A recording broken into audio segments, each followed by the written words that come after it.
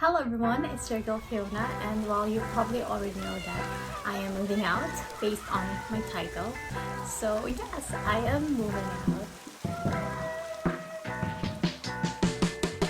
But I'm still here. I will be moving out next week. And in this video, I will just be sharing some of the tips or some of the things that happened or the process of how I got the room. And yeah, this video is also for anyone who are coming here to Canada without any relatives, or if you're an international student who don't know where to go, or if you have no idea on how to get a room, then this video is for you. This move, it is very scary and exciting, mostly exciting because, you know, having my own room, having my own place here in Canada to finally experience living here alone. I feel like my independence will be tested now. So that's that. And also I will have my own space to be, you know, creative, to express myself in designing my room or just do whatever I want. So I've always been a nocturnal person, not a morning person. Mostly, sa night talaga gumagana yung utak ko.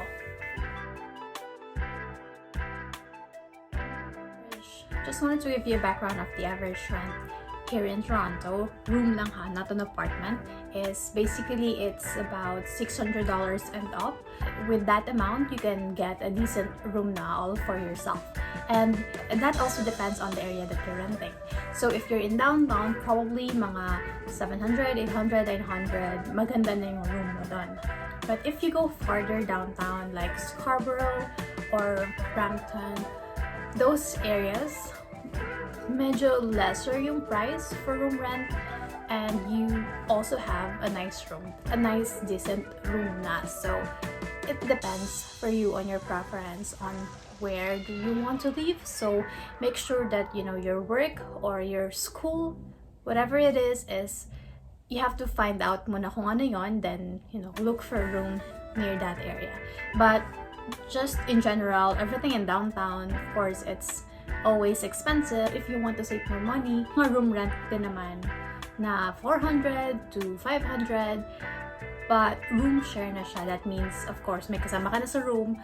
And most of the times, yung mga ganong prices is you have a male roommate or a male housemate.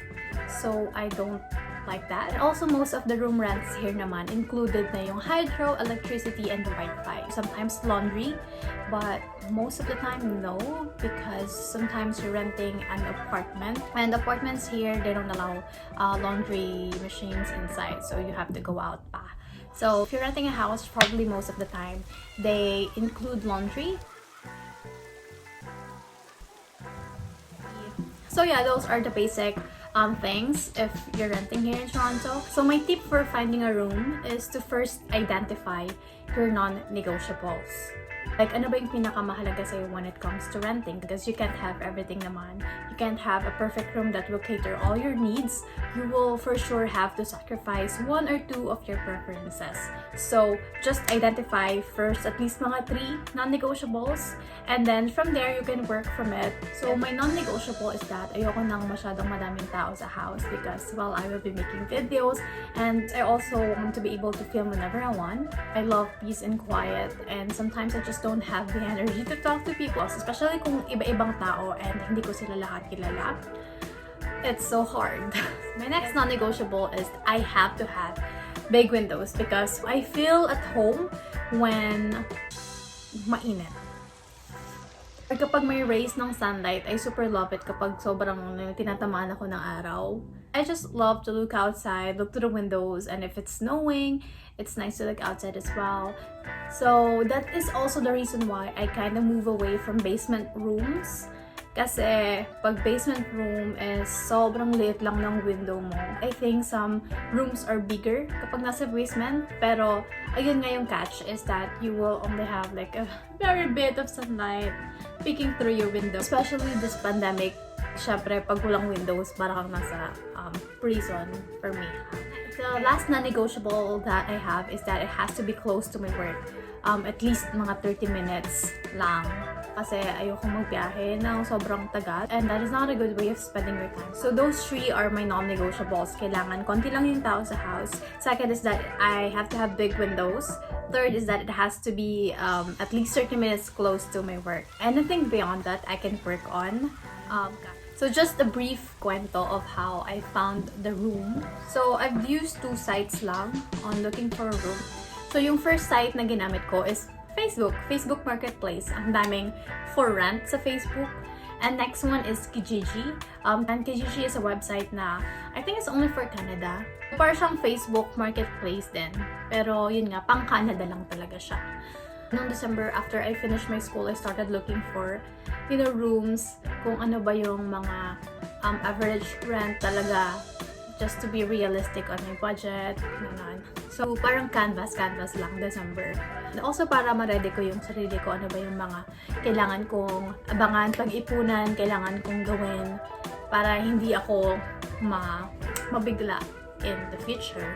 So, yun, January came, until now, January pa din. I again started to look for rooms, and I was messaging people in Kijiji or in Facebook so that I can have more pictures of the place or to have a virtual tour of the place, kung ilan ba yung tao sa place, and all that. So I've come up with 3 options of the room. The first one is $600. It's 30 minutes away from my work. And it's just in front of a mall and the subway station. So parang very convenient.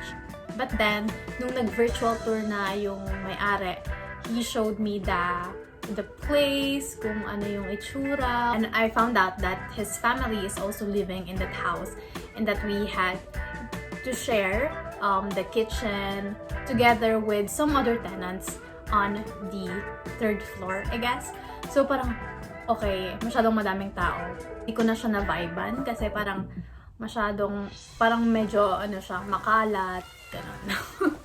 Ginudge. Pero syempre, di ba, you're gonna pay for it. So, it might as well be what at least you expected for a room to have. So, it's not it. And the next one is, sobrang lapit sa work ko. 3-minute walk lang siya.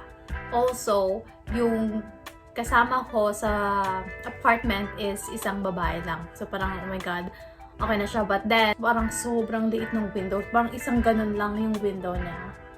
But it's good na rin. When I asked her for some pictures, for some videos, medyo busy siya. But then when I went back to the ad on Facebook, it's already rented. So parang, okay, fine. It's not for me. So the last one that I found, actually, it's not on Messenger, on Kijiji.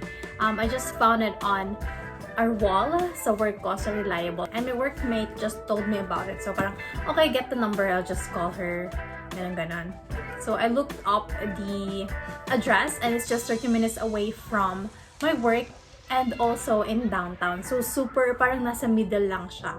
Kaya parang it's a very nice location. Plus, yung streetcar is just in front of the apartment. So super convenient siya. Especially for me, for someone like me who only commutes to work or to anywhere.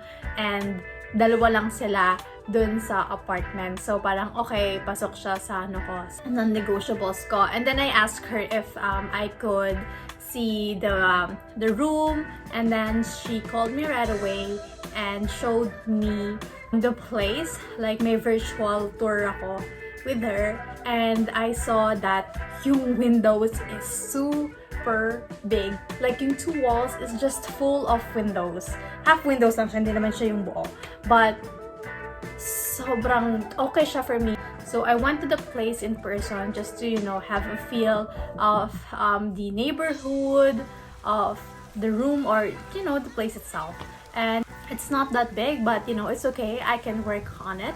And yeah, I'm just super happy that I found the room. So yeah, next week I will be moving in, mga February 5.